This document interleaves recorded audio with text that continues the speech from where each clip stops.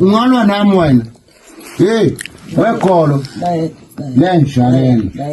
usek ngicela endini yami nginentombi yami lapha uncane enduni lena anqenge ngcuza yakhe mina fuck ngayidela umdolomo ngimpi imali wazi uthini ngiyagcina uzombona uhluphe kanjani umfazi ngimfuna aphumile futhi la endlini yami la hambe emaqhubeni ade ngibuza stupid question la uduka ngikwazi blale uyazi wenzeni lengane le umanje kunento yakhayo la uyazi induna ziyangibu ufike induna lapho but yini yenzo umuntu sizula akhela yena emzini kaba yindwe ekhaya wena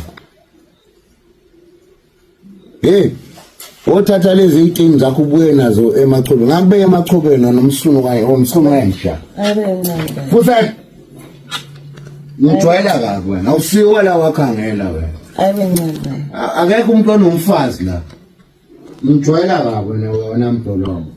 uzuhlala ngathi uinnocent kanti uyanuka fuck you usek ngifuna uhambile wazi uthini yena mpeleke ngiphelayo usuku nemini ke yema usuku nemini siphila into enzoyenza ngithemba ukuthi bengicuphi ubuzo into yaso awuthi ngihambe. AmaZulu King Misizulu Kazwelethini has issued an apology following a leaked video footage in which he is seen shouting at one of his wives. The video was allegedly recorded inside the royal household. It captures an emotionally charged dispute in which the Zulu monarch is seen berating his third wife, Queen Nomzamo Mnyeni, while demanding her departure from the palace. In a statement, the royal household admits that the king's expressions during the heated moment fell far short of the dignity, restraint and decorum the nation rightfully expects from its monarch. The king acknowledged that his action caused profound pain, disappointment and embarrassment to the royal family, Amakhosi, and the broader Zulu nation. King Misizulu Kazwelethini has also apologized to the Nazareth Baptist Church for the harsh words directed at its leadership. The royal household has urged members of the public to halt the further sharing and circulation of the video. The statement says the royal household is handling the fallout privately. Kodwa ngicela ukuba nje ngudlulisele ngihlezi ngosho ngithi kholwani mina ngathi mangithatha lesi sihlalo bengiphila impilo yomjitha mina ngikuzela ngenza konke lokhu ukuthi isihlalo ngathi bangihlezi wathi usuku enye indawo manje enjani engcwele kufanele ushintshe indlela owenza ngayo kwaba buhlungu ukuthi ngihlukana namabhodlela ami nezihlalo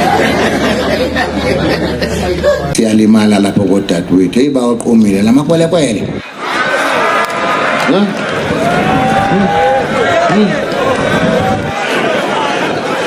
uthi wani phela abashana sekhona abashana bethu manje kumele sihlale phansi izulu omnyama ngesichitha ingcubunga ukuthi sikuthini lokhu ngoba noma ngabe umshana wami uzalwa ikwelekwele alihambe ikwelekele sala umshana makumele kube njalo.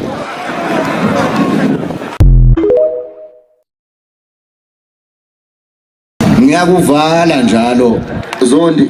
Mancinzi oke wakhuluma kabi ngami ngoba angazi ngithukelani zingane ziyangithuka izingane angithi wonke umuntu ukhuluma into ayithandayo lapho kuma Facebook ngithukelani yazi mina ngihlonishwa nayitshekeje itshekeje liqhamuka liyangikhothamela mina itshekeje manje ngokuchashaza umuntu nje ubaba wayehlala la kuleli pulpit leli ekhulume 4 hours nami ngangiphuma ngihambe ngochama ka5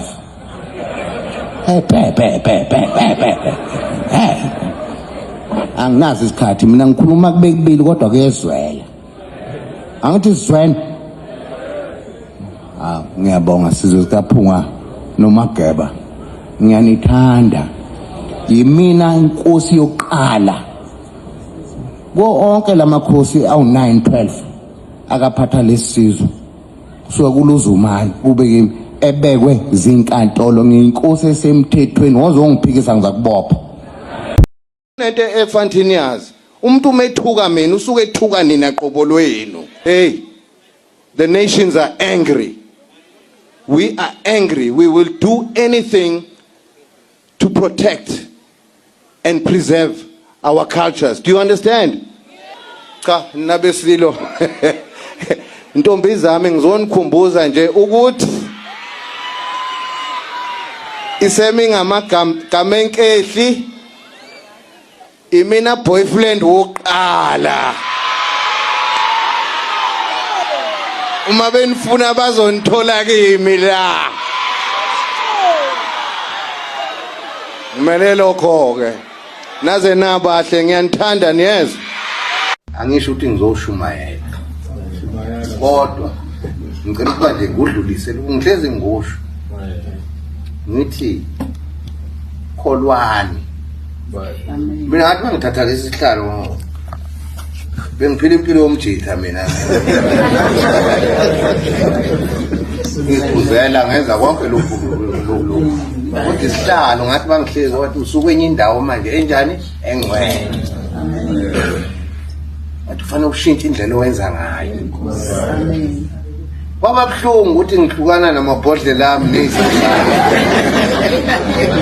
Kenzeka ukuthi amaphoyisa afika amthathe ngaphakathi nokwenza njani? Awangene phela sibahlekile ngoba silanje sifuna wona awangene Baba mangabuka nje ngiyabona kusamazimvoko ingovolo kodwa ngibona ngathi angihlome ngatuthu. yophela